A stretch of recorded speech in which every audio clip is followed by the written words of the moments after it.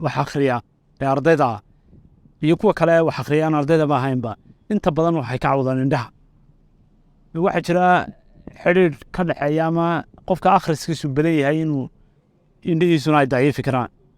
waxaa jira wax la yidhaha akhris cudur qaba iyo akhris caafimaad qaba. qofka hadduu doonto akhriska cudurka qaba dee indhihiisu ma hagaagayaan. akhriska cudurka qaba waxaa saakaa soo toosay caawa 12 ku gaadhay ama kooda akhris ku gaadhay. maraan wax akhrinaya maraan wax baranaya maraan wax social media ku jiro waa khalad. qofku si wanaagsan waxa weeyaan early soo toos 3 soo toos 4 soo toos. akhriska markuu aad u wanaagsan yahay ee maskaxdu furan tahay ee buuq aanu jirin ee aan qeyla jirin waxaa jira hormoon ilowshaha keena. hormoonka markaad soo jeedaba maskaxdu wuu ku sii badanayaa. markaad seexato laakiin hurdo fiican waa la masaxayaa hormoonkii intaad hurdo ayaa la sifeynayaa.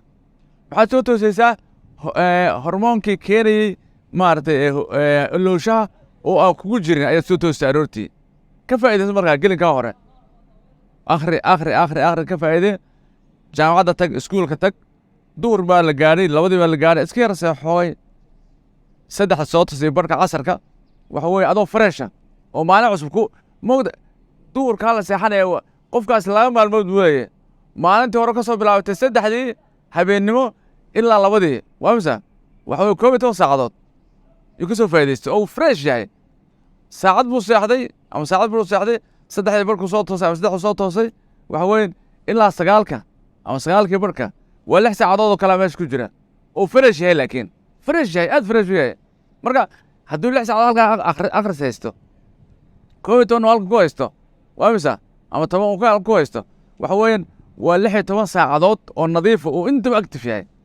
daqiiqad qura lulonaya aanay jirin firfircoon yahay haa oo fahamkiisa sareeyo oo ilowshiisu yar yahay.